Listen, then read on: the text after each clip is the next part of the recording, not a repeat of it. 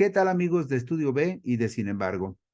Es para nosotros un placer que nos acompañen en este maratón de puntos y comas de fin de semana.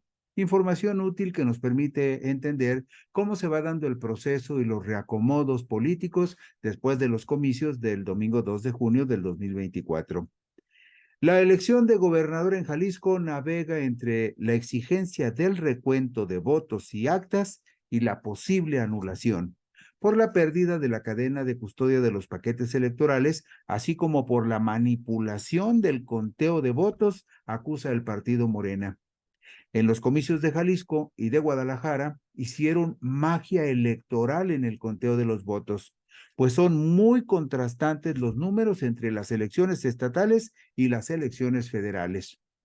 Una vez concluido el cómputo, Morena gana el 67.70% de las senadurías de mayoría relativa y de primera minoría, en tanto que el PRD se desfiguró de tal manera, sufrió una metamorfosis que lo llevó hacia la derecha y perdió el registro como partido político nacional.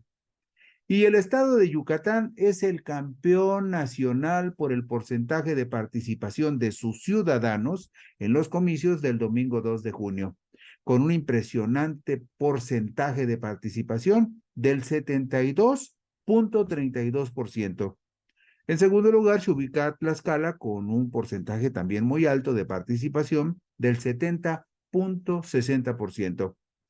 Todos estos temas abordaremos en este maratón de puntos y comas. Esperemos que les sean de su interés y que además sean útiles. Gracias por acompañarnos.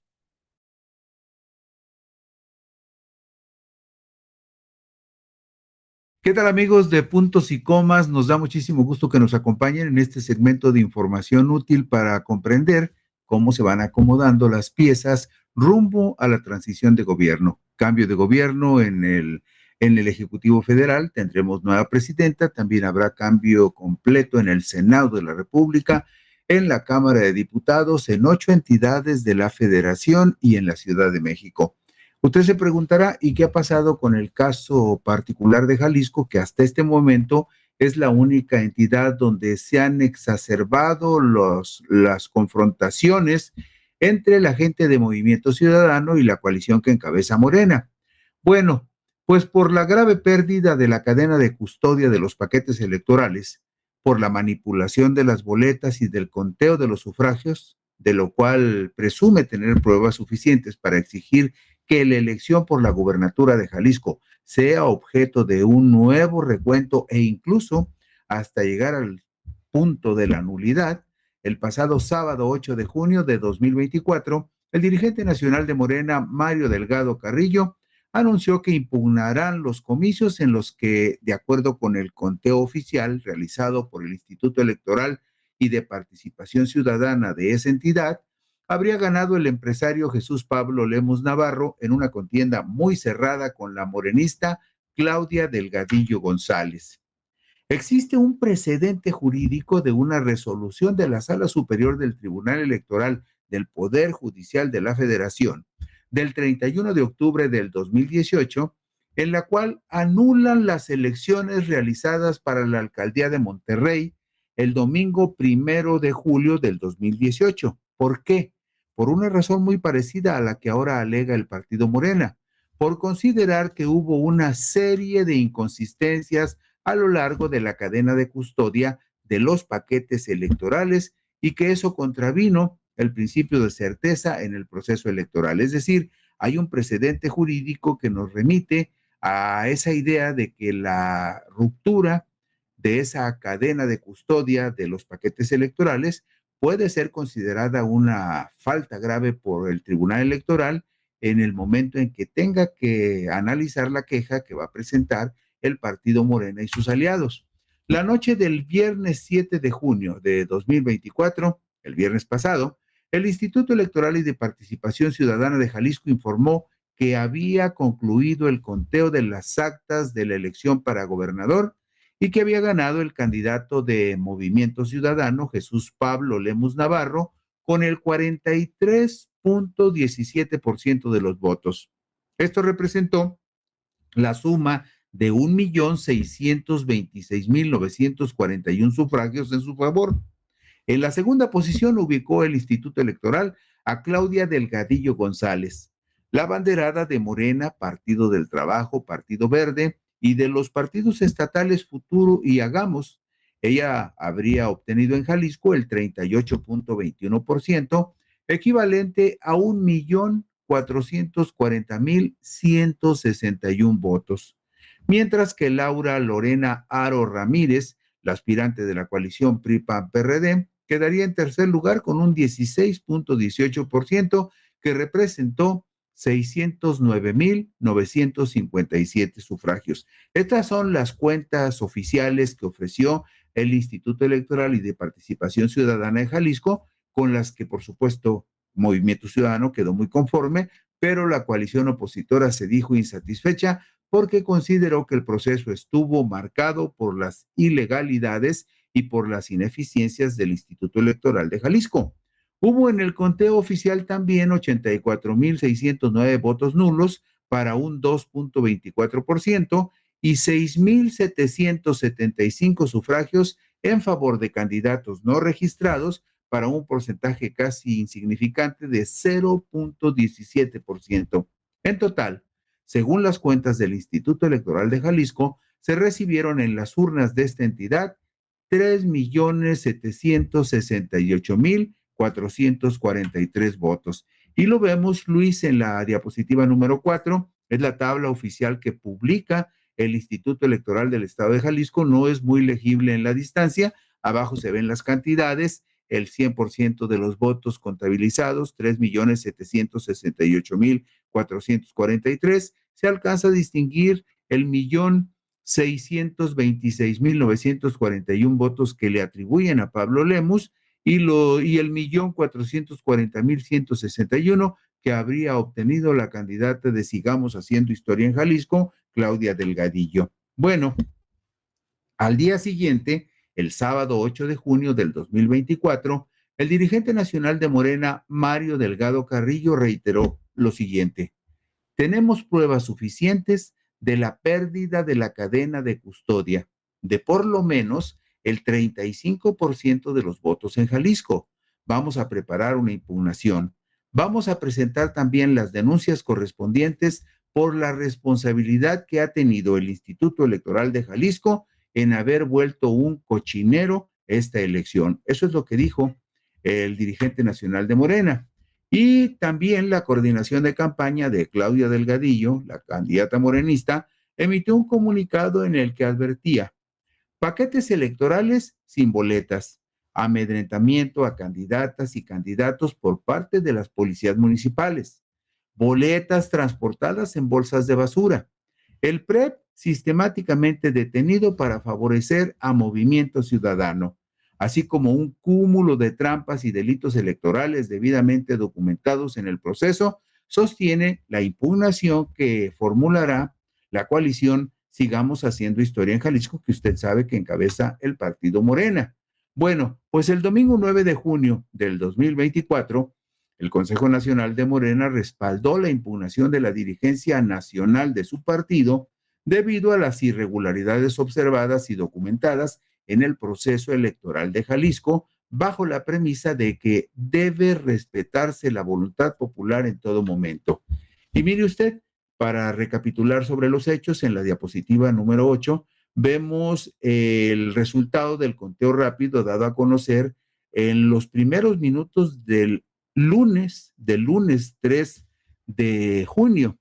En este caso, uno de los argumentos de Morena para impugnar este conteo rápido, para no darlo y no aceptarlo como bueno, es que si usted se observa, en el punto 1 dice: de las 500 casillas que integran la muestra, es decir, se definió una muestra de 500 casillas en Jalisco para, con base en el resultado y en las actas de esas 500 casillas que se presumía serían representativas de todo el estado, con base en los resultados de esas 500 casillas, se iba a realizar el conteo rápido.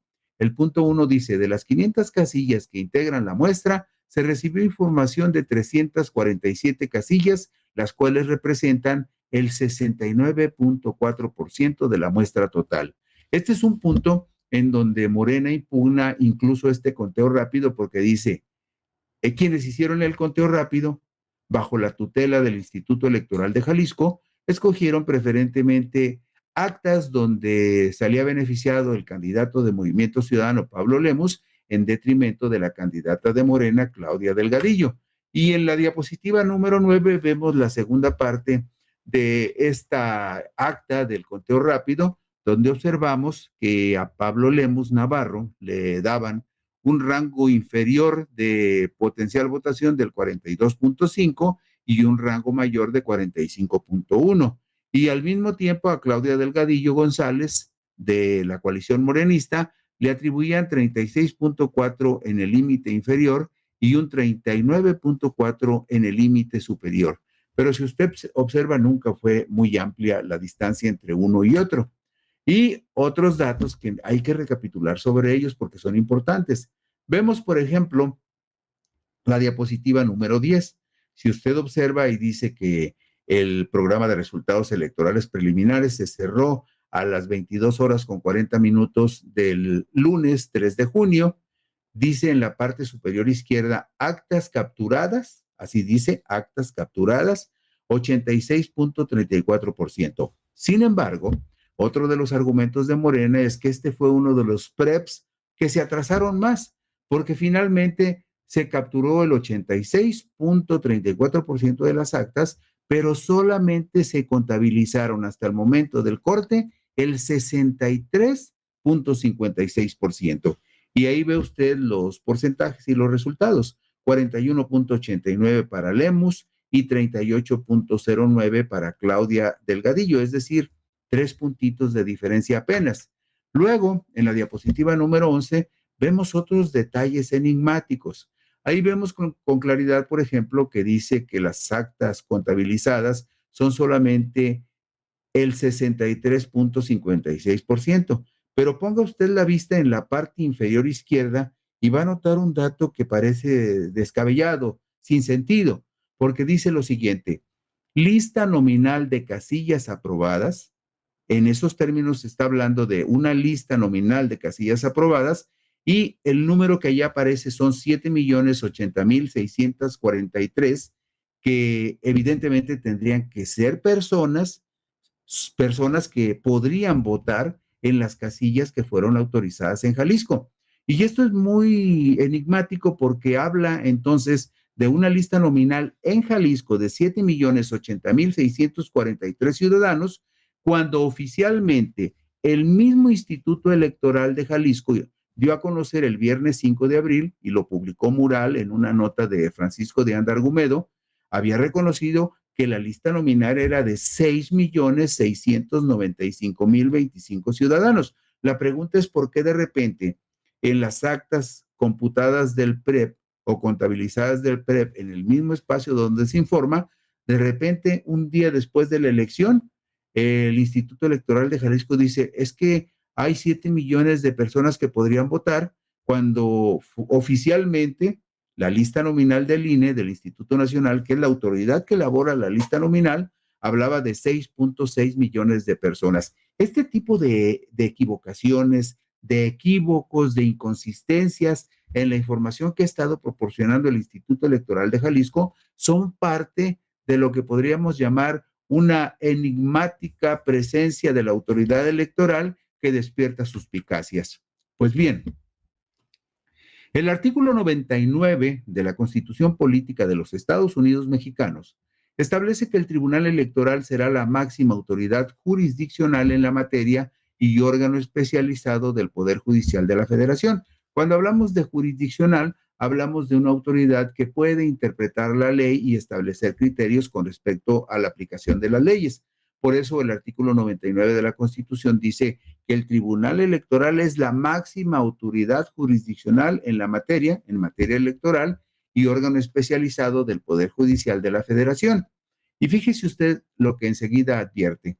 Al Tribunal Electoral le corresponde resolver en forma definitiva e inatacable, es decir, contra una resolución de la Sala Superior del Tribunal no hay ningún argumento ni defensa que se pueda exigir porque sus decisiones son inatacables en los términos de la Constitución. Y agrega que las impugnaciones, de acuerdo con la ley, esta sala superior del tribunal puede y está facultada para resolver las impugnaciones de actos o resoluciones definitivos y firmes de las autoridades competentes de las entidades federativas para organizar y calificar los comicios o resolver las controversias que surjan durante los mismos que puedan resultar determinantes para el desarrollo del proceso respectivo o el resultado final de las elecciones. Es decir, el Instituto Electoral de Jalisco es una autoridad electoral administrativa y aún las resoluciones que el Instituto Electoral de Jalisco presuma que son definitivas, como por ejemplo entregar una constancia de candidato ganador o de candidato o de gobernador electo, aún esas actas de resoluciones presumiblemente definitivas del Instituto Electoral de Jalisco pueden ser de alguna manera revertidas por la Sala Superior del Tribunal Electoral, que es la autoridad jurisdiccional que interpreta la ley y puede decirle al Instituto Electoral, ¿sabes qué? Pues va para atrás porque la resolución que tú tomaste, de acuerdo con todo lo que he observado y lo que he analizado en razón de la queja que presentaron, pues me dice que no actuaste con justicia. Eso puede suceder. El instituto, digo, la Sala Superior del Tribunal tiene incluso la facultad de anular un proceso electoral, como es el caso de la elección de gobernador en Jalisco. Bueno, agrega también el mismo artículo 99 constitucional que la Sala Superior podrá, de oficio, es decir, por su propia iniciativa o a petición de parte o a petición de alguna de las salas regionales, atraer los juicios que conozcan estas salas. Por ejemplo, el asunto de Jalisco, en el ámbito federal, después de presentar la queja ante el Tribunal Electoral del Estado, que seguramente le va a dar palo a Morena, porque el Tribunal Electoral está muy determinado por la voluntad del gobierno de Jalisco y del gobernador Enrique Alfaro, entonces Morena tendrá que irse a la sala regional Guadalajara, que es la que corresponde a la primera circunscripción donde está incorporado el estado de Jalisco. Pero puede pedir Morena que por la relevancia del asunto el caso y su queja sea traída por la sala superior, que tiene facultades para atraer el caso de Jalisco y resolverlo en la sala superior. Por su parte, la Ley General de Medios de Impugnación en materia electoral precisa en su artículo 8 que los medios de impugnación previstos en esta ley deben presentarse dentro de los 4 días contados a partir del día siguiente, aquel en el que se tenga conocimiento de las resoluciones. Es decir, desde el momento en que el Instituto Electoral de Jalisco le entrega la constancia de mayoría a Pablo y dice, este es el gobernador electo, en ese momento empiezan a correr los 4 días para que Morena y sus aliados presenten su impugnación en contra de esa resolución administrativa del Instituto Electoral de Jalisco. Esa resolución administrativa, esa definición administrativa, ese mandato administrativo del Instituto Electoral del Estado de Jalisco puede ser revocado y revertido por la Sala Superior del Tribunal Electoral. Y en la diapositiva 14 vemos un caso muy parecido. En esta información, que es una información oficial del Tribunal Electoral, dice que el Tribunal Electoral del Poder Judicial de la Federación anuló la elección de Ayuntamiento de Monterrey en Nuevo León en una resolución del 31 de octubre del 2018. Pero lo que llama la atención aquí es que en esta resolución de la Sala Superior del Tribunal Electoral se advierte que se determinó que hubo una serie de inconsistencias a lo largo de la cadena de custodia de los paquetes electorales que contravinieron el principio de certeza. Y en la parte medular de esta sentencia del tribunal dice lo siguiente: la Sala Superior señaló que las irregularidades detectadas son esencialmente la ausencia de contabilización de 28 paquetes electorales que presentan una diferencia porcentual superior a la diferencia entre el primero y el segundo lugar. La nulidad de la elección por violación a principios constitucionales, como el principio de certeza, por ejemplo. La falta de 69 paquetes electorales al momento del cierre de las bodegas, las irregularidades en el traslado, resguardo y custodia de los paquetes electorales, las irregularidades durante la sesión de cómputo, la pérdida de paquetes electorales y el subsecuente recuento a partir de los encartes o lonas electorales. Todos estos elementos que le acabo de describir son los que tomó en cuenta la Sala Superior en el mes de octubre, el 31 de octubre del 2018, para anular la elección de presidente municipal en Monterrey, Nuevo León. Y muchos de los argumentos que expuso la sala tienen coincidencia con los argumentos que expone Morena cuando dice que va a impugnar la elección de gobernador en Jalisco. Y mire usted, las impugnaciones a los resultados de la elección del gobernador llegarán inevitablemente a la Sala Superior del Tribunal Electoral del Poder Judicial de la Federación, que de acuerdo con el artículo 39 de la Ley General de los Medios de Impugnación en materia electoral, es competente para resolver el juicio electoral cuando se impugnen actos o resoluciones de los órganos centrales del Instituto Nacional Electoral o relativos a las elecciones de gubernaturas y de jefatura de gobierno de la Ciudad de México. La Sala Superior puede asumir la competencia para resolver cualquier asunto a petición de parte, de oficio o cuando exista riesgo de irreparabilidad de los actos impugnados. ¿Y qué más? Bueno, nada más quiero compartir con ustedes un dato que me parece muy importante.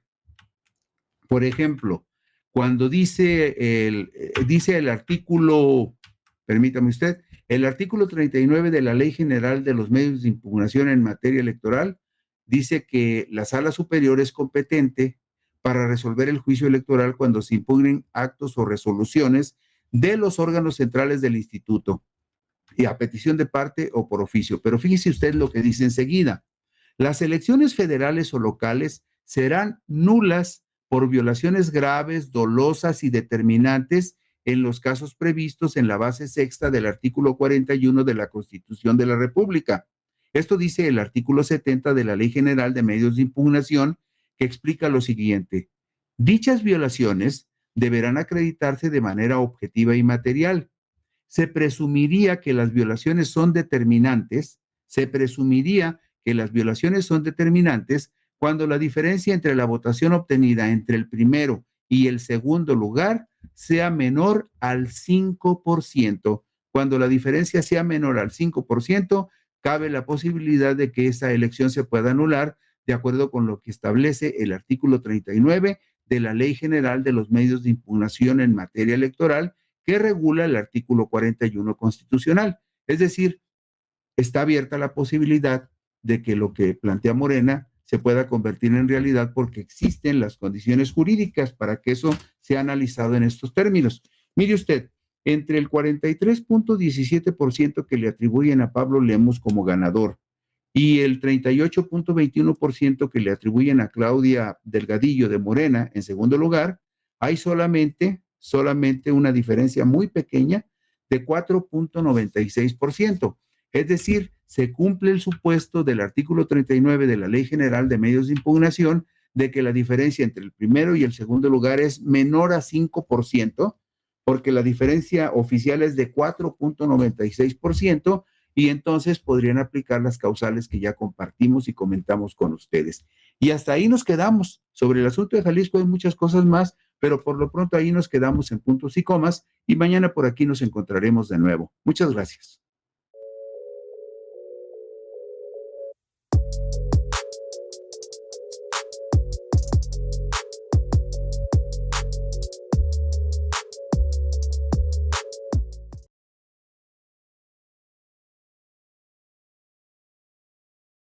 ¿Qué tal, amigos de Puntos y Comas? Nos da mucho gusto que nos acompañen en este segmento con información que sirve para ir viendo con mayor claridad cómo se van resolviendo los asuntos electorales. Usted seguramente ya escuchó que hoy los partidos de oposición presentaron una cantidad muy considerable de quejas o de impugnaciones ante el Instituto Nacional Electoral con respecto a los comicios del pasado domingo 2 de junio. Y bueno, por supuesto, una de las elecciones que va a ser impugnada ante los tribunales, primero los tribunales estatales y después el Tribunal Federal, serán los comicios de Jalisco y de Guadalajara, donde existen cosas muy extrañas. A simple vista podríamos decir que en los comicios de Jalisco y de Guadalajara se hizo magia electoral porque hay cantidad de cifras que no coinciden. Y le voy a hacer un comentario previo. Todas las estadísticas, todos los datos, todos los números que vamos a compartir hoy con ustedes, todos son resultados oficiales que tanto el Instituto Electoral de Jalisco como el Instituto Nacional Electoral ya validaron después de los conteos correspondientes. Por eso, cuando los votos no se cuentan o simplemente se acomodan o se manipulan, suelen reflejar resultados sumamente extraños, fuera de toda lógica. Y cuando esto sucede, surgen las dudas fundadas sobre la pulcritud de los procesos electorales.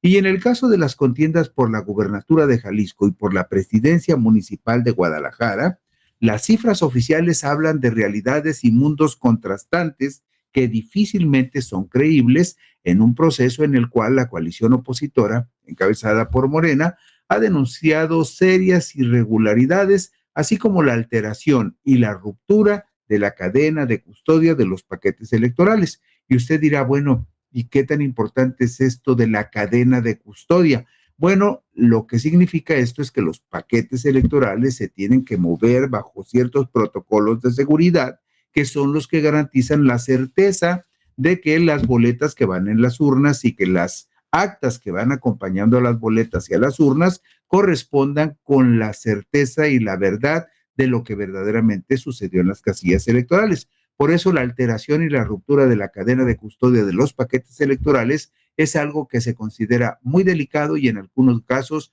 muy grave por la autoridad electoral. Asunto delicado cuando los dos procesos serán impugnados y llegarán sin duda a la Sala Superior del Tribunal Electoral del Poder Judicial de la Federación, que podría resolver, si fuese el caso, la nulidad de esas contiendas para que se realicen elecciones extraordinarias, tanto para la gubernatura como presumiblemente habría ganado el empresario emesista Jesús Pablo Lemus Navarro, como para la alcaldía de Guadalajara, que hasta el momento se asegura habría conseguido el triunfo la senadora de Jalisco con licencia, Verónica Delgadillo García. Esas dos elecciones en particular, la de gobernador de Jalisco, en donde el emesista y empresario Jesús Pablo Lemus Navarro se asume como ganador, o la autoridad estatal electoral lo asume como ganador, igual sucede con Verónica Delgadillo García en la alcaldía de Guadalajara. Para explicar la disparidad de cifras, hay quienes recurren al argumento del voto cruzado en unas elecciones concurrentes en las cuales se sufragó para presidente de la República, senadores, diputados federales en el ámbito federal y para gobernador, presidentes municipales. En Jalisco se vota por 125 presidentes municipales, así como por 20 diputados locales de mayoría y 18 de representación proporcional. Muchas dudas hay con respecto a la legalidad y legitimidad de la contienda por la presidencia municipal de Guadalajara, en la cual la candidata de Movimiento Ciudadano, Verónica Delgadillo García, habría derrotado al diputado local con licencia de Morena, por supuesto, José María Martínez Martínez, aspirante de la coalición morenista que encabeza junto con el Partido del Trabajo, el Partido Verde, más los partidos estatales Hagamos y Futuro. Y hay datos muy, muy enigmáticos que vale la pena revisar. Mire usted, nos vamos directo a la diapositiva número 6. En esta diapositiva número 6 se ha hecho una recopilación de los resultados de la última elección, tanto en lo local como en lo federal, referida exclusivamente a los 3 distritos que tienen cabecera en la ciudad de Guadalajara. La suma de estos 3 distritos son los que definen el triunfo, o presumiríamos que la suma de estos 3 distritos tendrían que definir el triunfo, o que el triunfo en 2 de estos 3 distritos tendrían que definir el rumbo de la elección para presidente municipal, por una razón muy sencilla, porque estos 3 distritos con cabecera en Guadalajara se presumiría, de acuerdo con lo que establece el INE, que tienen la misma lista nominal de electores, que se vota en las mismas casillas al mismo tiempo, que son las mismas circunscripciones o los mismos espacios geográficos en los que se lleva a cabo la votación de estos 3 distritos, y que la suma de ellos tendría que resultar en una victoria o una derrota por el gobierno de Guadalajara.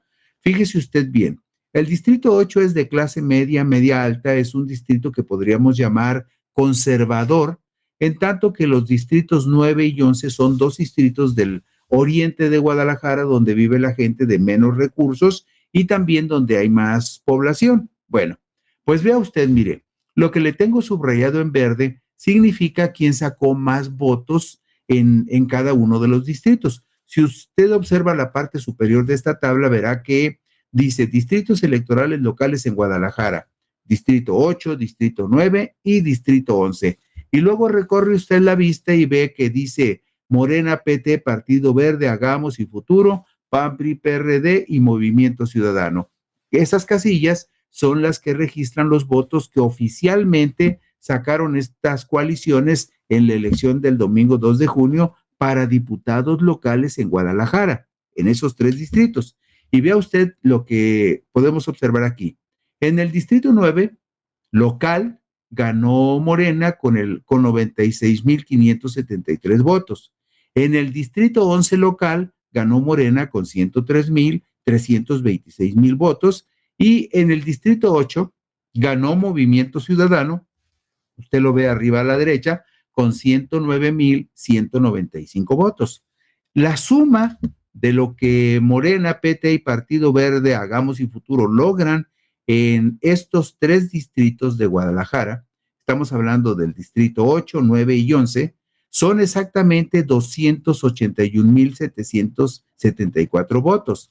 La suma de los votos que Movimiento Ciudadano logra en estos tres distritos es de 253,692 votos y en medio queda PAN, PRI, PRD con 155,743 votos. Creo que le queda muy claro a usted a simple vista que con el triunfo en 2 de 3 distritos, Morena suma más votos que Movimiento Ciudadano. Bueno, vamos a la parte de abajo de la tabla. Ahí vemos los resultados de los distritos electorales federales en Guadalajara. Son exactamente las mismas listas nominales, el mismo territorio, la misma población y los mismos electores. Si usted observa lo que está resaltado en verde, nuevamente Morena y sus aliados ganan en el distrito 9 con 92,221 votos, ganan en el distrito 11 con 96,000 votos, en tanto que en la contienda por las diputaciones federales en estos tres distritos de Guadalajara, PAN, PRI, PRD gana la Diputación Federal en el Distrito 8 con 102,327 votos. Entonces, nuevamente hacemos la suma y vemos que con lo que obtiene en los distritos 8, 9 y 11, en la suma del total de la disputa de distritos federales, de diputaciones federales en Guadalajara, Morena y sus aliados tienen 266,206 votos, Movimiento Ciudadano llega a 207,996 votos y en medio se queda el PAN, PRI, PRD con 219,000. Pero aquí es donde está el meollo de la cuestión. Observe usted el último renglón donde dice votación total para alcalde de Guadalajara, que incluye los distritos electorales locales y federales 9, 8 y 11. Son los mismos, tienen la misma lista nominal. Entonces, en este caso, lo más curioso es lo siguiente. Vea usted en la parte inferior derecha que el Instituto Electoral de Jalisco le atribuye a la candidata de Movimiento Ciudadano, Verónica Delgadillo, una votación de 308,021 votos, cuando ni en la contienda de diputados locales, ni en la contienda de diputados federales, en el mismo territorio, con la misma lista nominal, Movimiento Ciudadano no se había acercado ni siquiera a los 300,000 votos. Esto podrá alguien decir, es que fue voto cruzado. Entonces esto significaría que los simpatizantes del Movimiento Ciudadano le dieron su preferencia nada más a Verónica Delgadillo y castigaron de manera discrecional a sus candidatos a diputados locales y a diputados federales en los distritos 8, 9 y 11. Se me hace sumamente extraño que eso haya sucedido. Sin embargo, ahí están los números que no coinciden, que no armonizan con los resultados que vemos en el mismo territorio, en los mismos distritos y en el conteo para presidente municipal que supuestamente ganó Verónica Delgadillo con 308,021 votos, cuando en la contienda de diputados locales y federales en los mismos distritos y territorio, no ganó más que uno local, el distrito 8, y de los federales perdió los 3 distritos en Guadalajara, y de los locales perdió 2 distritos con Morena, lo cual tendría que significar que Morena, de manera natural y razonable, tendría que haber ganado la alcaldía de Guadalajara, pero el Instituto Local Electoral dice que no, que ahí hubo magia electoral y que ganaría Verónica Delgadillo. Luego, para no hacer muy largo el comentario, nos vamos a la diapositiva 8, Luis. Aquí hacemos la comparación de lo que vimos hace un momento de las votaciones que suma Morena, PT, Partido Verde en los distritos locales de Guadalajara y en los distritos federales, 281,000, 266,000, Movimiento Ciudadano 253,000 y 207,000. Bueno, y vemos nuevamente la cantidad de votos que, de acuerdo con el Instituto Electoral, habría sacado Verónica Delgadillo para ganar la alcaldía de Guadalajara. Pero vea usted otro dato muy interesante, que en este caso, cuando hacemos la sumatoria de los votos que Pablo Lemus Navarro, candidato de Movimiento Ciudadano a la gubernatura de Jalisco, logró en esos mismos 3 distritos electorales, observamos que Pablo Lemus Navarro recibe 332,131 votos. Y volvemos a hacerles la misma pregunta. Entonces, los simpatizantes de MC le dieron sus votos para diputados locales y federales a Morena y al PAN, y solamente le dieron su voto para la gubernatura y para la alcaldía a Verónica Delgadillo y a Pablo Lemus Navarro. Es una situación totalmente extraña. Es muy raro que eso suceda. ¿Por qué? Porque el simpatizante de MC dice, voto parejo por MC, que fue lo que estuvo pidiendo Pablo Lemus y Verónica Delgadillo.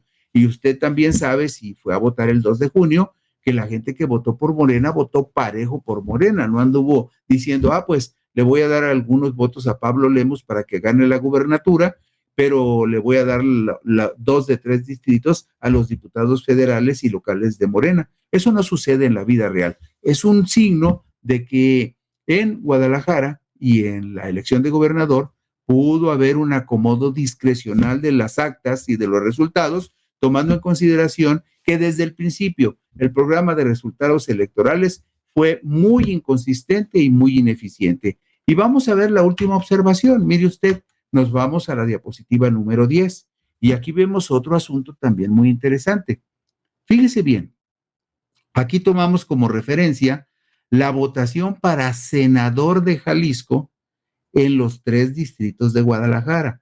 Estamos hablando otra vez del distrito 8, 9 y 11. Y vea usted la tendencia de nuevo. O sea, en la votación para senadores de la República, Morena, PT, Partido Verde, Hagamos y Futuro ganaron la mayoría. O sea, Carlos Lomelí Bolaños y María del Rocío Corona Nakamura de la coalición morenista van al Senado de la República como senadores de mayoría relativa. Y aquí hay otro caso extraño. PAN, PRI, PRD con el ex gobernador Francisco Javier Ramírez Acuña y con Erika Natalia Juárez Miranda quedaron en segundo lugar. Entonces, el senador de primera minoría que va al Senado por Jalisco es el panista Francisco Javier Ramírez Acuña, ¿sí? Que en este caso quedó en segundo lugar.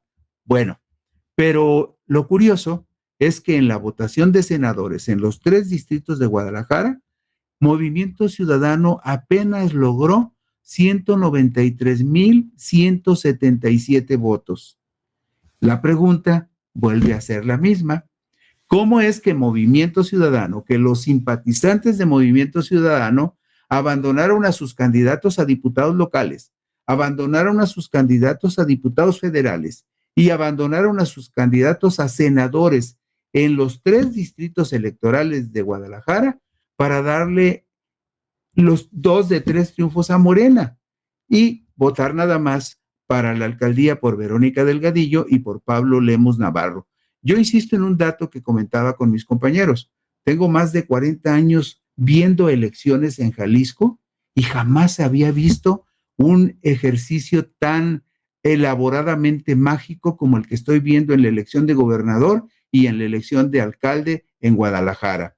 Y bueno, pues todo esto, Morena argumenta que se rompió la cadena de custodia de los paquetes electorales, lo que derivó en un desgaste, en un desaseo generalizado del proceso electoral en Jalisco.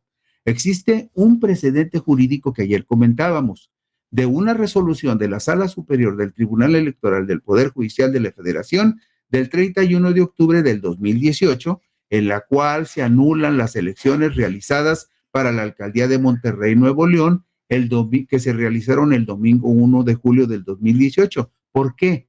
Por considerar que hubo una serie de inconsistencias a lo largo de la cadena de custodia de los paquetes electorales que contravinieron el principio de certeza, parte medular de lo que está reclamando en este caso el partido Morena y sus aliados.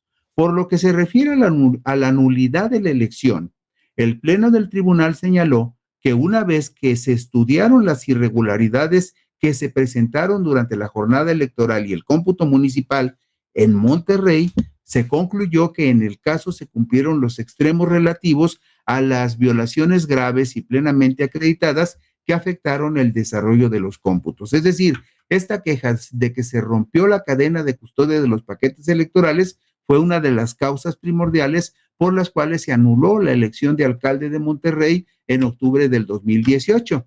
Y mire usted, en la diapositiva 13 que tenemos en pantalla, vemos el comunicado oficial del Tribunal Electoral donde anuncia esta anulación y en el segundo sumario dice, se determinó que hubo una serie de inconsistencias a lo largo de la cadena de custodia de los paquetes electorales que contravinieron el principio de certeza. Al resolver el expediente del recurso de reconsideración sobre estas elecciones, la Sala Superior del Tribunal Electoral del Poder Judicial señaló que las irregularidades detectadas fueron esencialmente, escuche usted, la ausencia de contabilización de 28 paquetes electorales que presentan una diferencia porcentual superior a la diferencia entre el primero y el segundo lugar. Este del asunto de los paquetes electorales mal contabilizados o mal manejados es otro de los argumentos de Morena con respecto a la elección estatal y a la elección de Guadalajara. La falta de 69 paquetes electorales al momento del cierre de las bodegas, otro asunto que también reclama Morena en Jalisco. Las irregularidades en el traslado, resguardo y custodia de los paquetes electorales, las irregularidades durante la sesión de cómputo, la pérdida de paquetes electorales y el subsecuente recuento a partir de los encartes y de las lonas electorales. Es decir, este asunto, en donde se anuló la elección en Monterrey en el 2018, tiene similitudes muy, muy singulares con lo que sucedió en la elección de gobernador en Jalisco y en la elección de alcalde en Guadalajara. Y finalmente, fíjese usted, las elecciones federales o locales serán nulas por violaciones graves, dolosas y determinantes, según lo previsto en el artículo 41 de la Constitución Política de los Estados Unidos. A esto se refiere el artículo 70 de la Ley General de Medios de Impugnación en materia electoral, que explica que dichas violaciones deberán acreditarse de manera objetiva y material. Se presumirá que las violaciones son determinantes cuando la diferencia entre la votación obtenida entre el primero y el segundo lugar sea menor al 5%. En el caso de la elección de gobernador, la diferencia entre Pablo Lemus y Claudio Delgadillo es de menos de 5 puntos.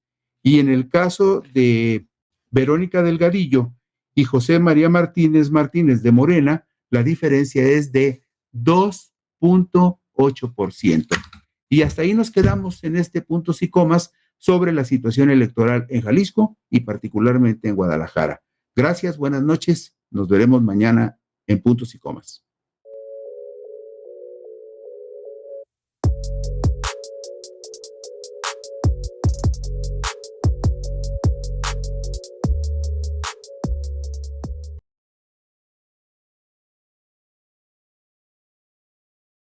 ¿Qué tal, amigos de Puntos y Comas? Nos da mucho gusto que nos acompañen en este segmento de información para tratar de entender y explicarnos cómo se van acomodando las piezas en este proceso de transición, tanto en el gobierno de la República como en el Congreso de la Unión y en por lo menos 9 entidades del país donde se eligió y se votó para relevar al Poder Ejecutivo.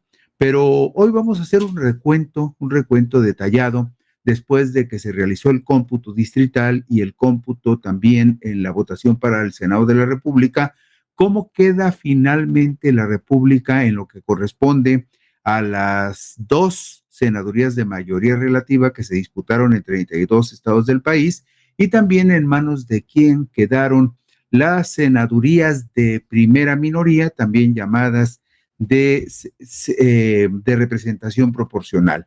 Una vez que el Instituto Nacional Electoral concluyó el cómputo de las actas en las 32 entidades del país, se puede hacer el balance de la arrolladora victoria que Morena y sus aliados, el Partido del Trabajo y el Partido Verde Ecologista de México, obtuvieron al ganar por mayoría relativa las dos senadurías que se disputaron en 30 estados del país. Contienda en la que la coalición opositora PAN-PRI-PRD solo pudo arrebatarles victorias en los estados conservadores de Aguascalientes y Querétaro. Es decir, Morena ganó en 30 de los 32 estados del país, en tanto que la coalición PAN-PRI-PRD solamente se llevó la victoria en dos estados bajo gobiernos panistas, el de Aguascalientes y el de Querétaro. En síntesis, la coalición Sigamos Haciendo Historia sumó 60 senadores de mayoría relativa y la coalición Fuerza y Corazón por México únicamente sumó cuatro senadores de mayoría relativa. ¿Esto qué significa? Bueno, pues los dos únicos triunfos de mayoría relativa de la oposición ocurrieron en la segunda y en la quinta circunscripción electoral, regiones en las que están ubicados los estados de Aguascalientes y Querétaro, actualmente administrados por el PAN. De las 96 senadurías que estuvieron en juego, de las cuales 64 fueron de mayoría relativa y 32 de segundo lugar, también conocidas como de primera minoría, Morena y sus aliados PT y Partido Verde, escuche usted, Morena y sus aliados de estas senadurías de mayoría relativa, de segundo lugar, también conocidas como de primera minoría, de las 65 que estuvieron, de las 96 que estuvieron en juego el 2 de junio, 65 se las llevaron Morena y sus aliados. Esto ya con los resultados consolidados en el recuento de las actas que llevó a cabo el Instituto Nacional Electoral. Frente a estos 65 escaños que ganaron Morena y sus aliados, la coalición panista sumó 29 escaños, mientras que el partido Movimiento Ciudadano se llevó 2 senadores de segundo lugar, uno en el estado de Campeche y otro en el estado de Nuevo León. El pasado domingo 9 de junio del 2024, el Instituto Nacional Electoral dio a conocer los resultados de los cómputos correspondientes a la elección de senadurías por el principio de mayoría relativa y de representación proporcional, también conocidas como de primera minoría. Las 65 senadurías que ganaron Morena y sus aliados del Partido del Trabajo y del Partido Verde, escuche usted, estas 65 senadurías representan el 67.70% de los 96 escaños que estuvieron en juego en los comicios del domingo 2 de junio. A más tardar el 19 de agosto, el Tribunal Electoral deberá resolver las impugnaciones presentadas con respecto a la votación para el Senado de la República, es decir, las inconformidades que pueda haber tendrán que ser resueltas por el tribunal a más tardar el 19 de agosto, porque el 23 de agosto el Instituto Nacional Electoral va a cumplir la segunda etapa de este proceso para renovar el Senado. Y nos referimos a algo muy concreto. Hay 32 senadurías de una lista nacional que se van a repartir entre los 7 partidos que participaron en la contienda con base en los porcentajes nacionales de votación que cada uno hubiese obtenido. Corrijo, no se van a repartir los 32 senadores de lista entre 7 partidos, porque como el Partido de la Revolución Democrática no hizo el 3% de la votación nacional, no va a conservar su registro y por lo tanto no tendría derecho a entrar en la repartición de las 32 senadurías de una lista nacional. Y usted se preguntará, ¿y qué pasa con estas 32 senadurías? Mire, es muy simple. Es un paquete de 32 senadurías que se reparten entre los partidos que tengan derecho a ello. En este caso, el PRD lo más seguro es que no va a tener derecho a entrar en ese reparto, Esas 32 senadurías de una lista nacional, todos los partidos presentaron una lista de 32 candidatos. Sin embargo, con base en la votación nacional que hayan obtenido los partidos políticos, con base en esa votación nacional, en el porcentaje que hayan sacado a nivel nacional, con base en ese porcentaje se hace la distribución de esos 32 senadores de lista nacional.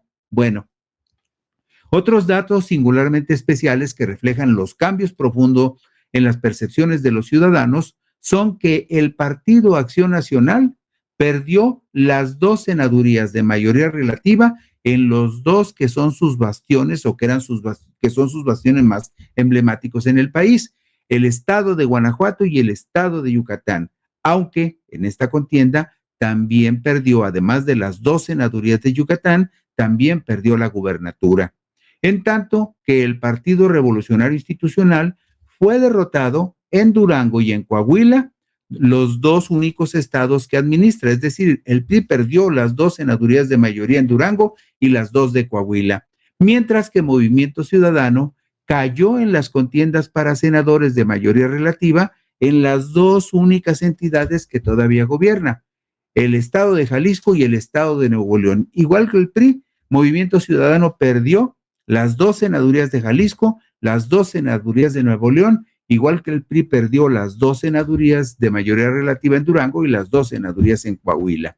El consuelo para la coalición Fuerza y Corazón por México es que rescató en su favor 25 de las 32 senadurías de primera minoría. De esas senadurías de primera minoría, además de las 25 que ganó la coalición panista, el Partido Verde Ecologista de México se llevó 3 senadurías de primera minoría, el Partido Movimiento Ciudadano se llevó 2, mientras que la coalición de Morena, PT y Partido Verde ganó 1 y la restante fue obtenida por el Partido Morena de manera individual. Hubo, como usted sabe, hay 5 circunscripciones electorales en el país. Las circunscripciones se diseñaron con el propósito de, en cada una de esas 5 circunscripciones, repartir 40 diputados plurinominales. Los 200 diputados plurinominales se reparten 40, 40, 40 en cada una de las 5 regiones en que está dividido el país.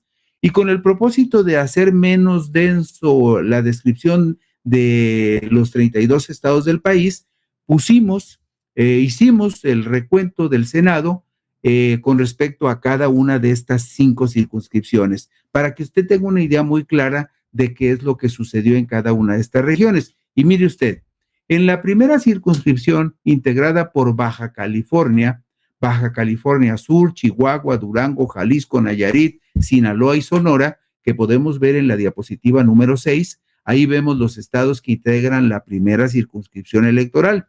Esta circunscripción electoral también es la que atiende la primera sala regional del Tribunal Electoral del Poder Judicial de la Federación. Todos los asuntos que surjan en esta región referidos a la elección de presidente, a la elección de diputados federales o a la elección de senadores, todos los asuntos que surjan, los reclamos que surjan con respecto a la elección de senadores en esta región, tienen que presentarse en la primera sala regional que tiene por cabecera la ciudad de Guadalajara. Aquí en Guadalajara se atenderían las quejas que se presentaran con respecto a la votación de senadores en Baja California Sur, Chihuahua, Durango, Jalisco, Nayarit, Sinaloa y Sonora. Y como usted puede ver, aquí muy gráficamente observamos que en la primera circunscripción, que tiene 8 entidades, todas las senadurías de mayoría relativa fueron ganados o por la coalición de Morena, Partido del Trabajo y Partido Verde, o por Morena de manera individual, como sucedió en Baja California, en Sinaloa y en Sonora. Y en esta región, el PRI no ganó ninguna senaduría de mayoría, tampoco el PAN, tampoco el PRD, pero como coalición se llevaron las 8 senadurías de segundo lugar o de primera minoría.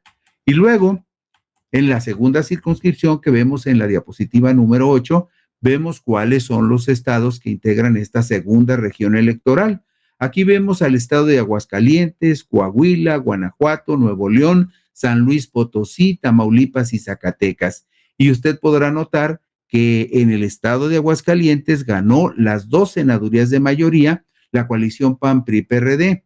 En el estado de San Luis Potosí, los partidos de la coalición morenista compitieron de manera separada y en San Luis Potosí ganó las 2 senadurías de mayoría relativa el Partido Verde, que de manera natural se suman a la coalición de Morena y del Partido del Trabajo.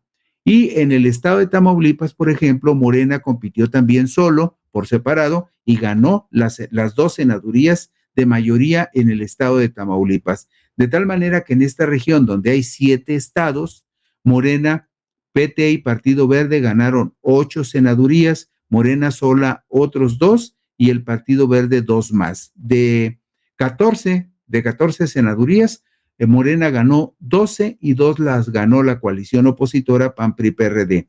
Y con respecto, fíjese usted, a los senadores de primera minoría, aquí en esta segunda circunscripción, lo que debemos resaltar es que Nuevo León, que es gobernado por el partido Movimiento Ciudadano, en Nuevo León solamente Movimiento Ciudadano pudo sacar una senaduría de segundo lugar, de primera minoría, que se la va a llevar Luis Donaldo Colosio Riojas en Nuevo León.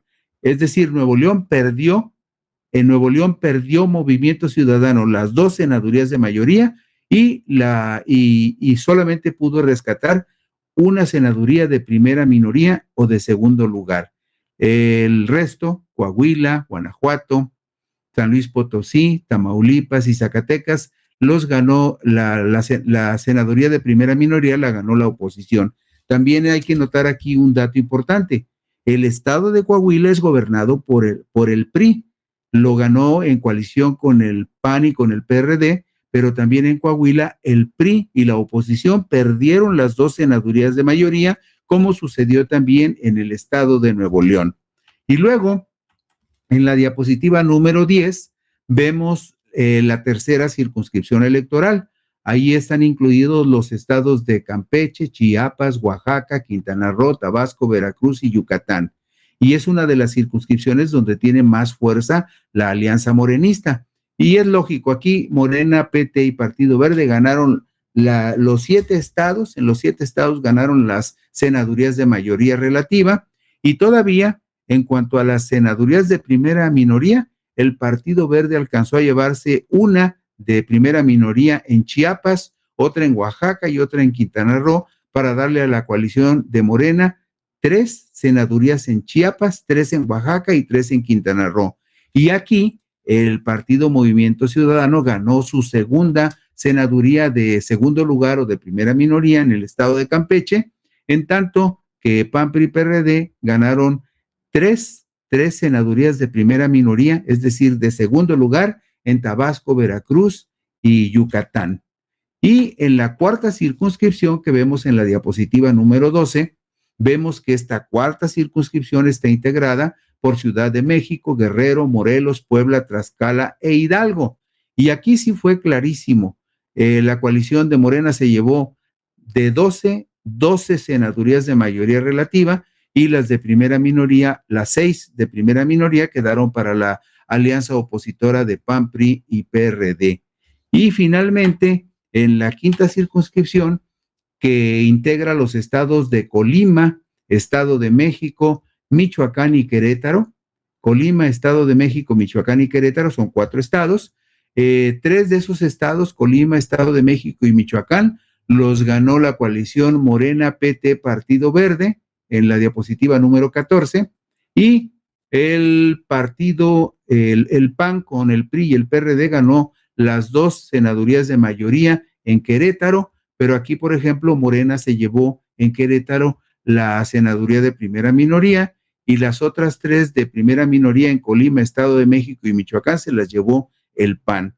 En síntesis, lo que le decimos es que de las 96 senadurías que estuvieron en juego, fueron 64 de mayoría en los 32 estados y otras 32 de primera minoría, entonces sumaron 96 senadurías. De esas 96, Morena y sus aliados se llevaron 65 senadurías, lo que representó el 67.70% del total. Y mire, hay un dato que es importante compartir con ustedes y con eso terminamos. Usted sabe que, bueno, no lo sabe, yo se lo comento, el 19 de agosto a más tardar, el Tribunal Electoral tiene que haber calificado todas las impugnaciones que se pudieran haber formulado contra los resultados de la elección de senadores. Y el 23 de agosto, el Instituto Nacional Electoral tendrá que asignar los 32 senadores de lista nacional. Y nada más como un dato de referencia, en la diapositiva número 16 vemos la votación que sacaron los partidos en la elección de senadores del domingo 1 de julio del 2018. Usted ve ahí, por ejemplo, que el PAN tuvo un porcentaje del 17%, que el PRI tuvo un porcentaje del 16%, el PRD 5.37%, Morena sacó ahí 38.25%, el Verde sacó 4.54% y el PT 3.89% frente al 4.77% de MC. Todos esos porcentajes cambiaron en la elección de este año. Y mire usted la diferencia. En tanto que el PAN logró hace 6 años 17.94, en esta elección logró 16.84. El PRI, que en el 2018 logró el 16.21%, bajó al 10.88%.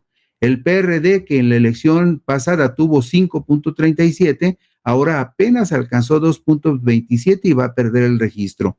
El Partido Verde en la elección de hace 6 años tuvo el 4.54% y en esta elección tiene el 8.92%. Es decir, los partidos de la coalición morenista aumentaron su votación, como lo vemos en la diapositiva número 17. En la diapositiva número 17 vemos el incremento en el caso del Verde y en la diapositiva número 18 vemos el crecimiento del PT y de Morena. ¿Esto qué significa? Bueno, para la coalición morenista hay buenas noticias. Con ese porcentaje que tiene en este momento Morena de la votación nacional, podría lograr hasta 16 senadores. El Partido Verde Ecologista podría lograr hasta 3 senadores de la lista nacional y el PT podría lograr otros 2. Si sumamos 16 más 3 más 2 da 21, y si sumamos esos 21 a los 65 senadores que de mayoría y de primera minoría que ya tiene Morena y sus aliados, llegamos a la conclusión de que Morena podría sumar 86 senadores. ¿Y eso qué significa? Que con 86 senadores, Morena podría tener la mayoría calificada en el Senado y eso sería suficiente para llevar adelante las reformas constitucionales que se requieren. Y con esto concluyo por hoy. Puntos y comas. Mañana nos encontramos por aquí. Muchas gracias por su atención.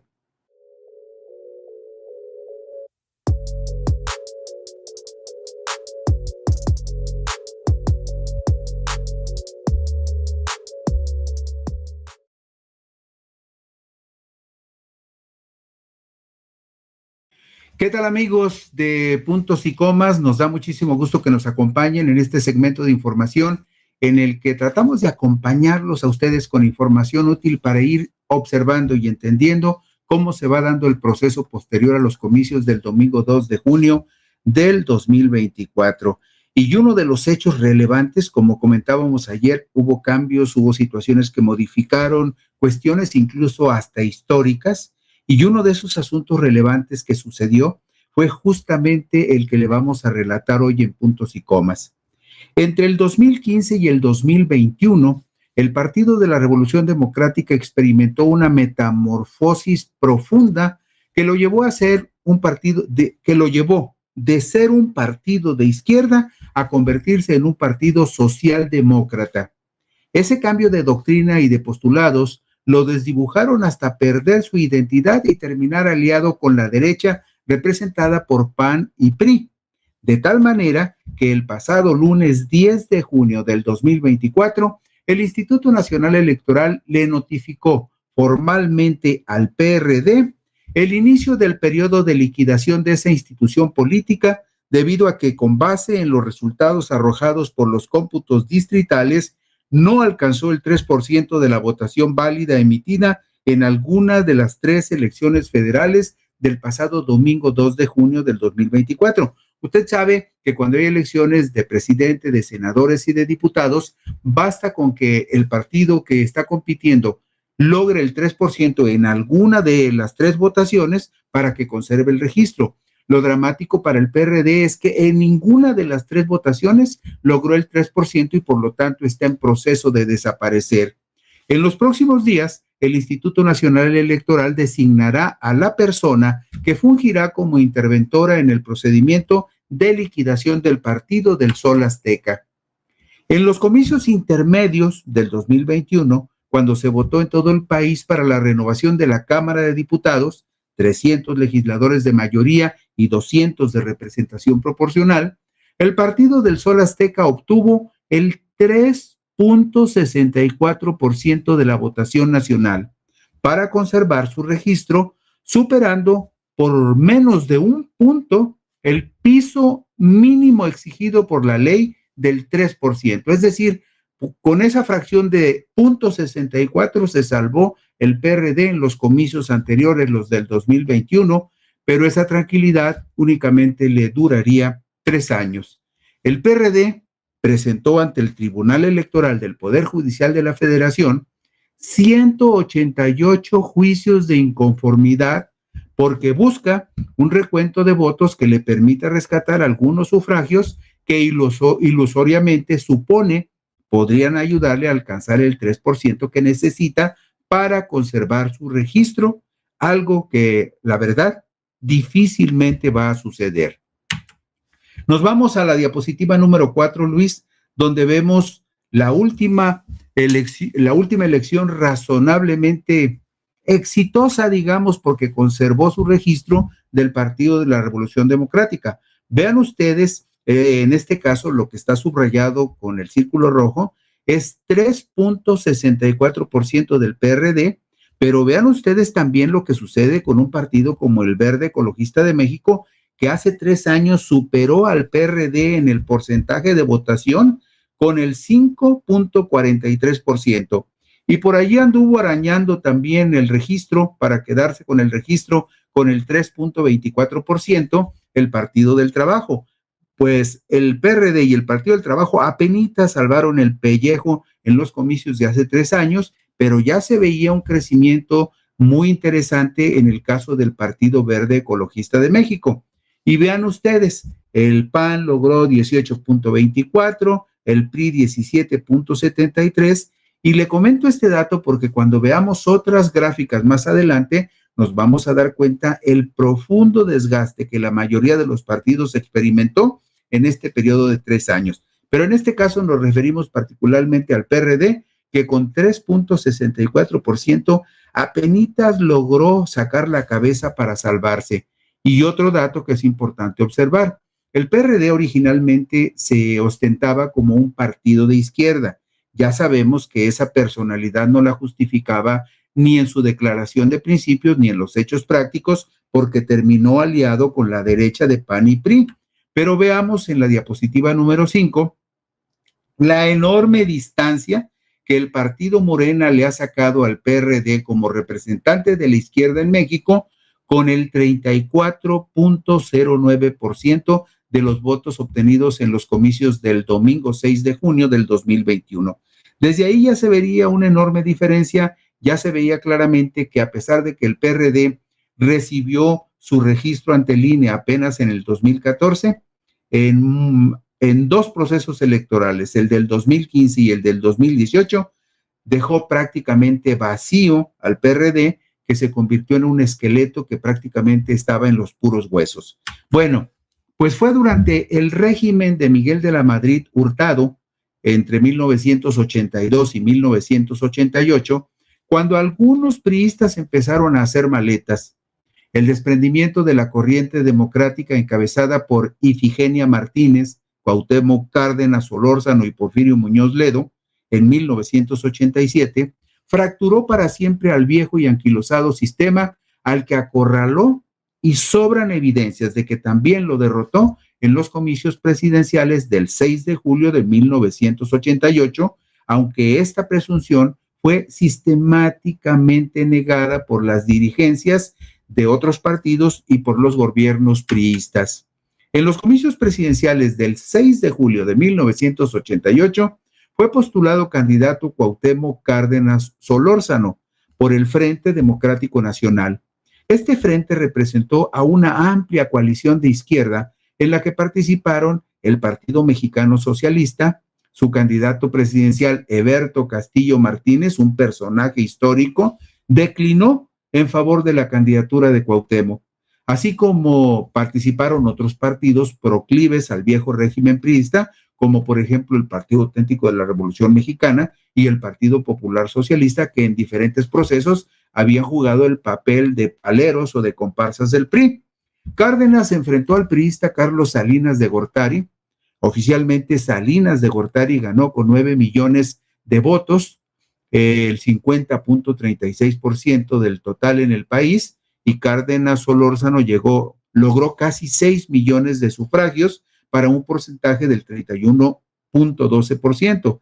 Pero esos comicios, usted lo sabe y todos lo sabemos, siempre fueron comicios que permanecieron y permanecen históricamente bajo el velo de la sospecha, porque la presunción generalizada es que Cuauhtémoc Cárdenas ganó esos comicios de 1988 y le hicieron trampa con todo el aparato del Estado. En los comicios del 2024, el PRD no alcanzó el 3% de la votación en alguna de las 3 elecciones que se llevaron a cabo el pasado domingo 2 de junio. Tuvo apenas el 1.86% en la contienda presidencial, el 2.27% en la disputa para senadores y el 2.43% en los comicios para diputados federales. Vemos la diapositiva número 9, que corresponde a la votación por partidos en las elecciones de presidente de la República el pasado domingo 2 de junio del 2024. Y vea usted la pobreza, la miseria de la votación del PRD, en este caso particular, en el cómputo de la elección presidencial. Apenas 1.86%. Y vea usted también la caída significativa del PRI, que del 17% en los comicios de hace 3 años, este año apenas llegó en la elección presidencial al 9.54%. Y vemos también el crecimiento del Partido Verde, que sube al 7.78%. Y ni hablar, en la diapositiva número 10 vemos que Morena sigue creciendo como representante de la izquierda en nuestro país y logró en la elección presidencial como partido, porque ya ve usted que Morena fue en coalición con el Verde y con el PT, y eso les da hasta el 59% de la votación en favor de Claudia Sheinbaum. Pero en el caso particular, de manera independiente, como partido independiente, Morena logró el 45.52% de la votación, con más de 27 millones de sufragios. Y ahí vemos al PT, que también salvó con bastante ventaja el mínimo del 3% para conservar el registro, y en esta elección presidencial, en el cómputo presidencial, tuvo 6.45%. Bueno, pues en el 2015, para recapitular sobre los hechos del PRD, en 2015 el Partido de la Revolución Democrática, fíjese usted, vamos a hacer un contraste entre lo que decía el PRD que era en su declaración de principios en el 2015, justamente cuando Morena irrumpe en su primer proceso electoral para reafirmar su registro como partido nacional. En ese 2015, el Partido de la Revolución Democrática todavía se declaraba como una organización de izquierda, democrática y progresista, que lucha contra el neoliberalismo, que desarrolla una crítica al capitalismo, que es un sistema de explotación, dominación y opresión, en la perspectiva de lograr una nueva sociedad igualitaria, libertaria e incluyente sobre bases de respeto recíproco de la diversidad, funcionamiento democrático y unidad de acción. Eso decía el PRD que defendía en el 2015. Mientras que con las modificaciones hechas a su declaración de principios aprobadas en el Congreso Nacional Ordinario número 18 de diciembre del 2021, el PRD se declara ya no como un partido, como una organización de izquierda, se declara como un partido de izquierda socialdemócrata que persigue la utopía de construir una nueva sociedad de ciudadanos y ciudadanas libres en la que el progreso se base en el trabajo de la totalidad de la población. Ya no declara el PRD que está luchando contra el neoliberalismo, que está en contra del sistema de explotación, de dominación y opresión. Habla ya de una sociedad socialdemócrata. Del 2015 al 2021 cambió mucho su ropaje. En su declaración de principios del 2015, el PRD asumía que pugnaba por el acceso de las mujeres al pleno ejercicio de sus derechos humanos, políticos, sexuales, reproductivos y a decidir de manera libre e informada sobre su cuerpo.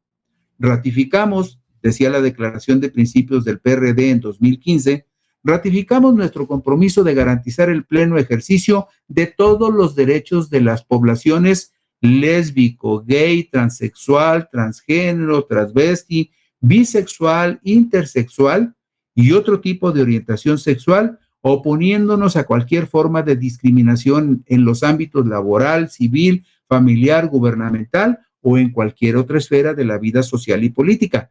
Esa declaración que hace el PRD en su declaración de principios del 2015 hubiera chocado violentamente con sus aliados actuales del Partido Acción Nacional, por ejemplo, pero resulta que ya para el 2021 el PRD había matizado y cambiado estos principios, porque dice la declaración de principios del 2021, el PRD es un partido feminista que se alimenta de las luchas históricas, actuales y futuras de las mujeres por la igualdad ante los hombres.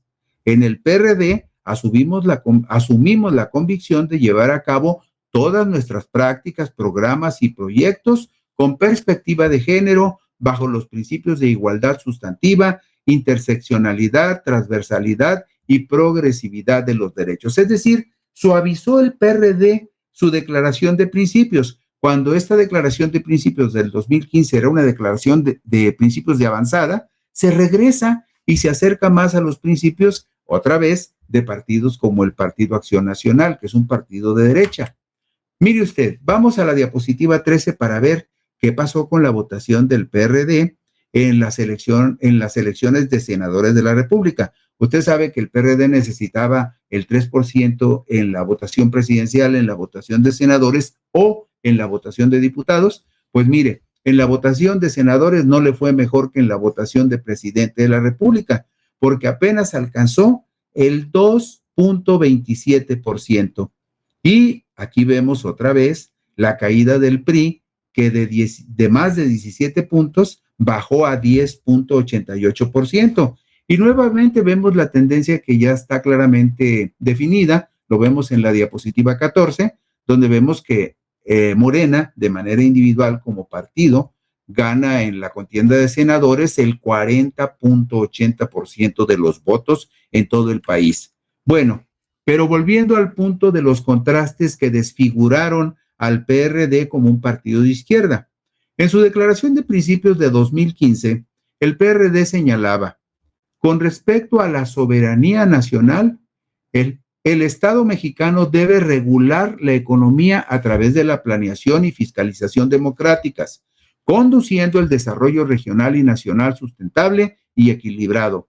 Nuestro partido refrenda el dominio exclusivo y directo de la nación sobre el petróleo, los hidrocarburos, los minerales radioactivos y enfatiza que solo el Estado mexicano le corresponde exclusivamente la generación, conducción, transformación, distribución y abastecimiento de la energía eléctrica en todo el país. Es decir, en el 2015 el PRD coincidía plenamente con lo que ha venido proponiendo López Obrador en los últimos 6 años.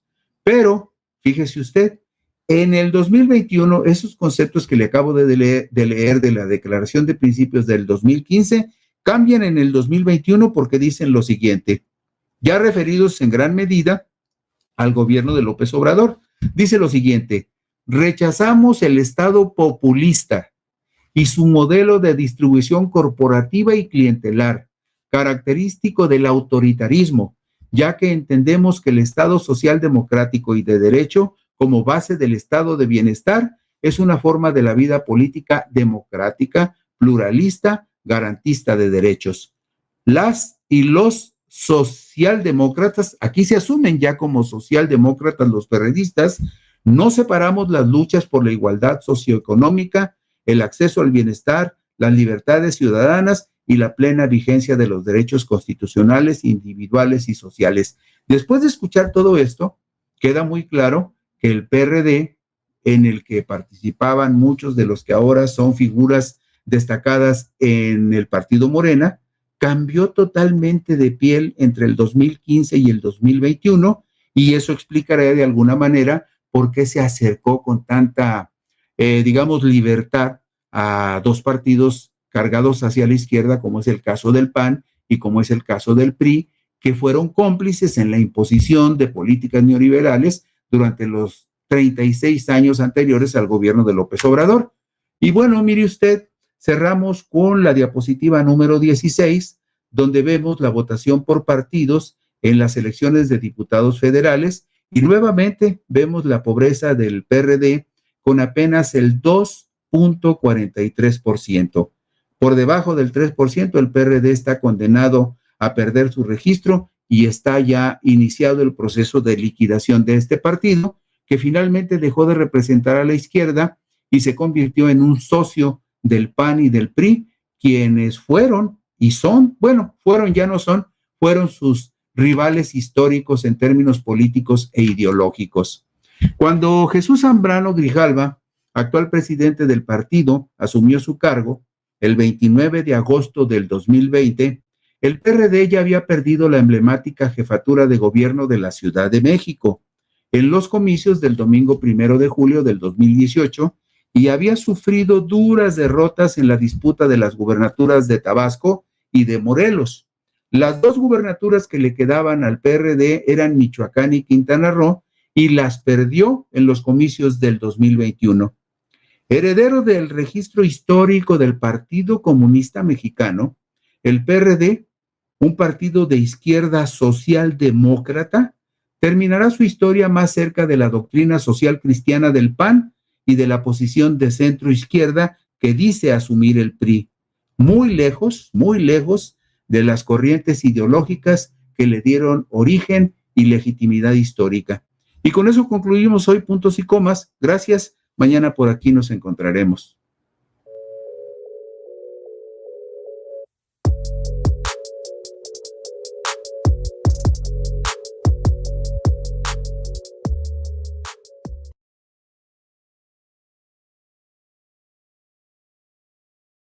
¿Qué tal, amigos de Puntos y Comas? Nos da muchísimo gusto que nos acompañen en este segmento de información útil para ir entendiendo, para tratar de encontrar explicaciones de cómo se van acomodando los asuntos públicos y los asuntos de la política y sobre todo los electorales después de los comicios del domingo 2 de junio. ¿Usted se ha preguntado cómo votaron las entidades del país? ¿Dónde fue más participativa la gente? ¿Dónde la gente se reservó más y fue más cauta para ir a las urnas? Bueno, es una pregunta importante porque eso define mucho el perfil también de las entidades federativas y de algo que me parece muy importante, del trabajo que los partidos políticos hacen en determinadas entidades para motivar a la gente a que se involucre más en los asuntos públicos. Bueno, pues mire usted, el estado de Yucatán es el campeón de la participación ciudadana en el país luego de los comicios del pasado domingo 2 de junio del 2024. Pues en las elecciones para diputados federales, la península fue la que tuvo el más alto índice de personas que concurrieron a las urnas. Y escuche usted, con un impresionante 72.32% de participación. Es un porcentaje altísimo, es el porcentaje más alto del registro de los últimos comicios, muy por encima de la media nacional, que en los comicios para los legisladores que irán al Palacio Legislativo de San Lázaro, el promedio de quienes se reportaron a votar en todo el país por diputados federales fue del 60.54. en tanto que la participación en la elección de presidente de la República fue en promedio en todo el territorio nacional de 61.04%, todo esto según estimaciones oficiales del Instituto Nacional Electoral. Por eso, cuando vemos un porcentaje tan impresionante como este del 72.32%, pues llama mucho la atención porque demuestra que los yucatecos salieron decididos a tomar la voluntad, la decisión de quién va a mandar en su estado. Usted recordará que en el estado de Yucatán hubo también elección de gobernador y que ahí el candidato de la coalición Morena PT Partido Verde, Joaquín Jesús Díaz Mena, derrotó al candidato del partido gobernante, a Renán Alberto Barrera Concha. Pero hay otro elemento que hay que tomar en consideración también en el caso particular de Yucatán. En Yucatán, en los comicios de hace 6 años, el Partido Acción Nacional, del mismo partido del cual es Renán Alberto Barrera Concha, el Partido Acción Nacional hace 6 años ganó la gubernatura de Yucatán con un 31% de los votos, 31%. Y en segundo lugar quedó el Partido Revolucionario Institucional apenas con un 28%, es decir, muy cerca, fue una elección muy cerrada.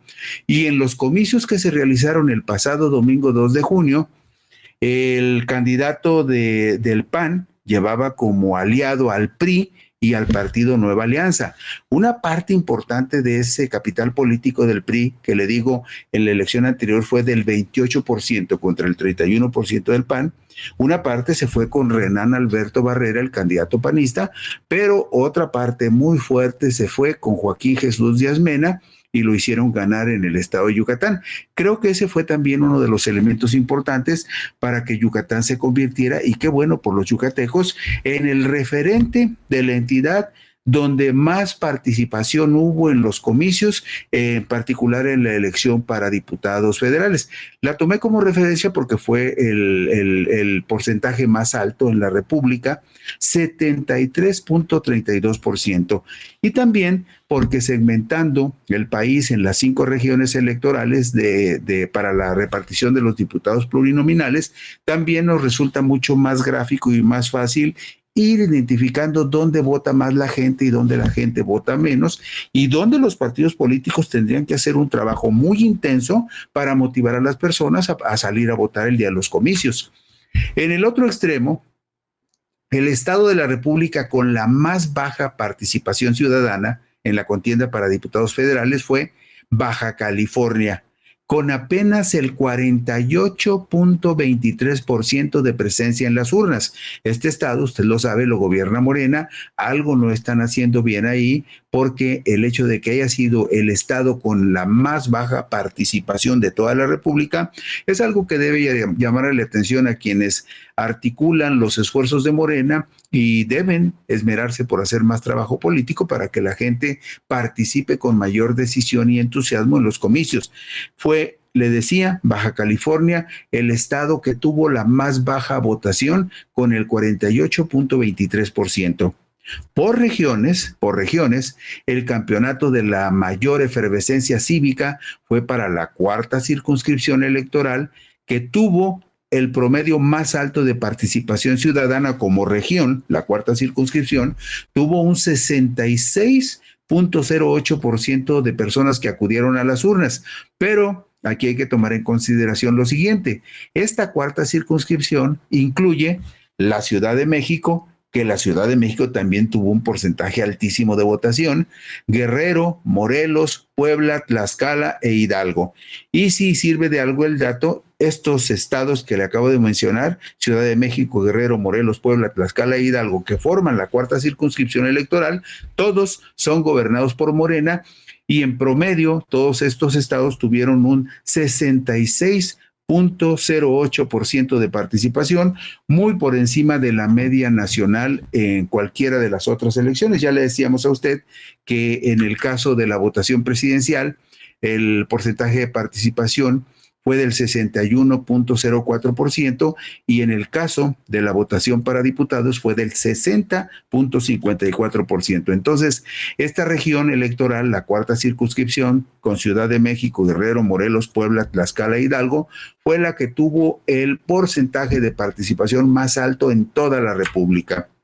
Y vamos viendo región por región. Por ejemplo, la primera circunscripción electoral fue la región del país que tuvo el promedio más bajo de participación. Podemos verlo gráficamente, Luis, en la diapositiva número 4.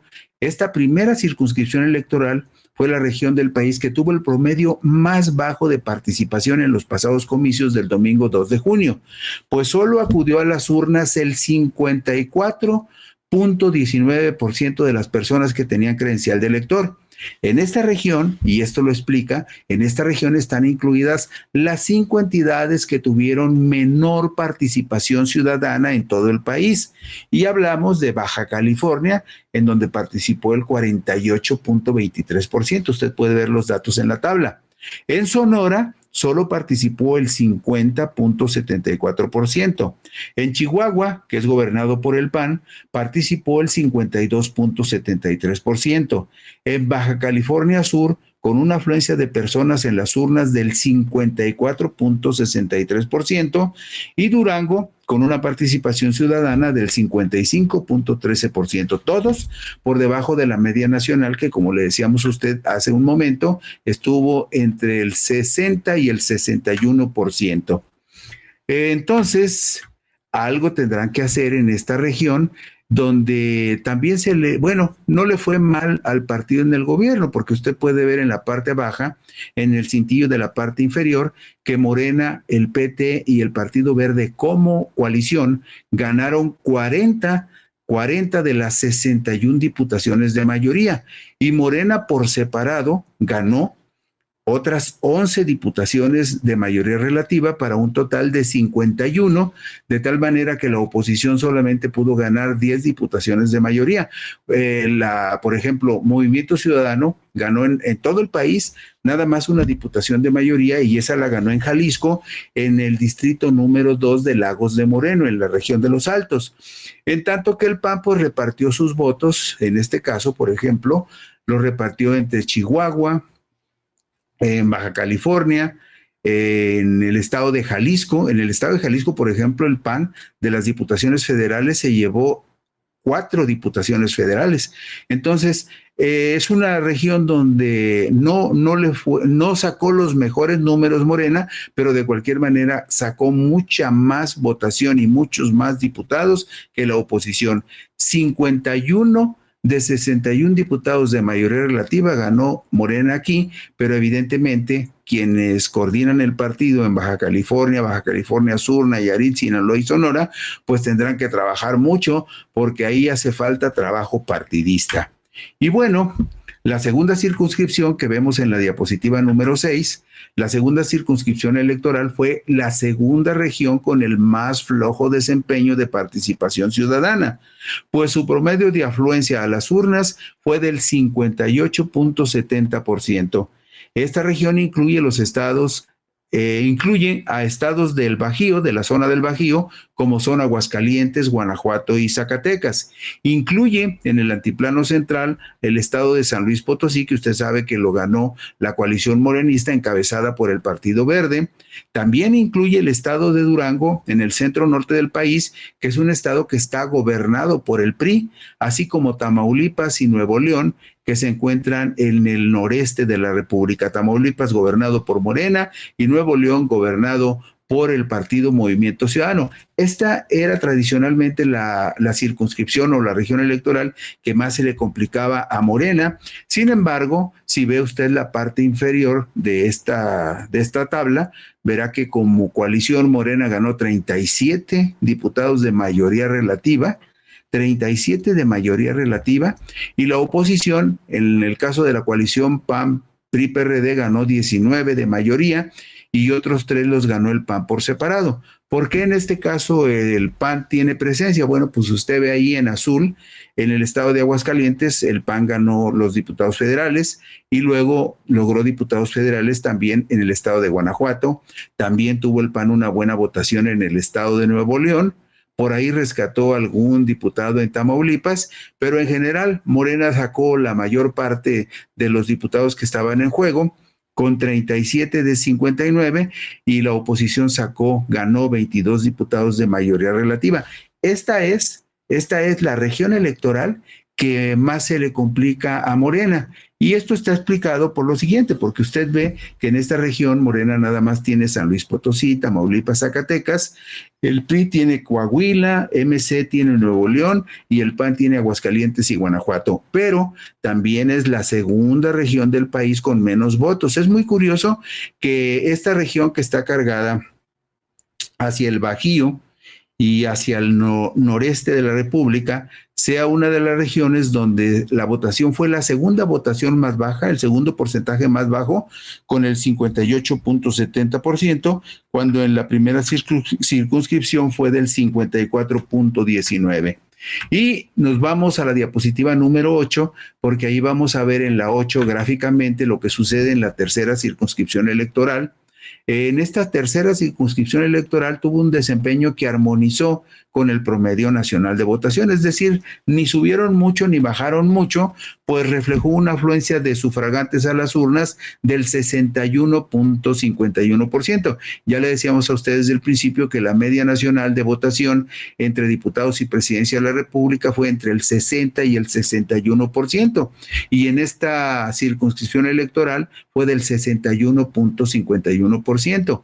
En esta región es donde están todos los estados, con excepción de Yucatán, aunque ahora ya lo ganó Morena también, pero en esta región están muchos de los estados que le dan mucha fortaleza a Morena, como son los casos de Campeche, Chiapas, Oaxaca, Quintana Roo, Tabasco, Veracruz y Yucatán. Usted sabe que en esta elección Morena mantuvo el gobierno en Chiapas, también Morena ganó Tabasco, ganó Veracruz y ganó Yucatán. Y aquí le dio la más amplia ventaja a la coalición de Morena y sus aliados, porque vea usted los números. Morena, con este buen porcentaje de votación, ganó 58 de 60 diputaciones de mayoría relativa. Y es también en esta región en la cual Yucatán se significó como la entidad con más participación electoral, con el 72.32%. Y como le decía hace un momento, en los comicios del domingo 2 de junio, pues Morena finalmente le arrebató a PAN, PRI, Nueva Alianza, la gubernatura del estado de Yucatán, que era el único estado que le faltaba ganar a Morena en esta tercera circunscripción electoral. Luego, en esta tercera circunscripción electoral. Y nos vamos a la diapositiva número 10 para revisar lo que pasó en la cuarta circunscripción. La cuarta circunscripción, es la región con la más alta participación electoral de todo el país. La cuarta circunscripción fue la que tuvo en promedio más votos que cualquier otra región. Y aquí en esta región está el estado de Tlaxcala, gobernado por Morena, el segundo estado con el más alto promedio de participación de la República, después del estado de Yucatán. En este caso, Tlaxcala tuvo una participación también muy alta, del 70.60%.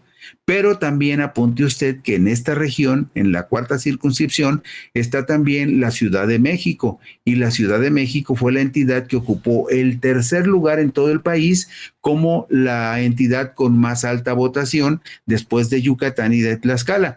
En la Ciudad de México votó el 69.76%. Hubo otros 3 estados que estuvieron por encima del promedio nacional de participación electoral en esta región, como son los casos de Morelos, Puebla e Hidalgo. Y el más bajo en participación en esta región fue Guerrero, con el 58.08%. En esta región, la coalición de Morena se vio muy fuerte, pues de 61 diputaciones federales de mayoría relativa, de 61 diputaciones, ganó 57 como coalición encabezada por Morena y 6 en Morena de manera independiente, de tal forma que a la oposición solamente le dejó en este caso 4 diputaciones de mayoría. Y finalmente nos vamos a la quinta circunscripción, que es la diapositiva número 12. ¿Qué pasó en esta quinta circunscripción? Bueno, también tuvo un promedio de participación por encima de la media nacional con un 62.39%. Esta región, la quinta circunscripción, la integran Querétaro, que es un estado panista, lo integran Michoacán, Colima y el Estado de México, que son estados morenistas, y en el caso particular del Estado de México, este último estado fue el que tuvo mejor desempeño en la región, con el 64.44%. En esta quinta circunscripción, Morena y sus aliados ganaron 53 de 59 diputaciones de mayoría relativa. Solamente le cedieron 6 curules de mayoría relativa a la oposición. Y usted verá ahí, por ejemplo, que dice CI, candidato independiente 1. Bueno, de esas diputaciones que le cedieron a la oposición, una fue para una candidata independiente, Guadalupe Araceli Mendoza Arias, quien contendió como candidata independiente y ganó una diputación federal en el Distrito 9 con cabecera en Uruapan, Michoacán. Y como usted puede ver, esto es muy importante porque de esta manera sabemos en dónde los partidos se fortalecen y dónde los partidos necesitan hacer más trabajo político para mejorar su influencia, su presencia y sobre todo algo fundamental, motivar la participación de la gente para que participe en los comicios. Pero el campeón en todo el país como el estado con más participación fue el estado de Yucatán con el 72.32%. Y con eso concluimos hoy puntos y comas. Mañana, bueno, no mañana, el lunes, el próximo lunes por aquí nos encontraremos, pero sí le recomendamos también que le eche un ojito el domingo al maratón de puntos y comas, porque ahí vamos a tener muchísima información, un resumen muy detallado de la semana de todo lo que pasa y está pasando en el estado de Jalisco, donde hay una gran inconformidad por el resultado que le dio la gubernatura hasta este momento al emesista Pablo Lemos. Gracias, por aquí nos encontramos el lunes.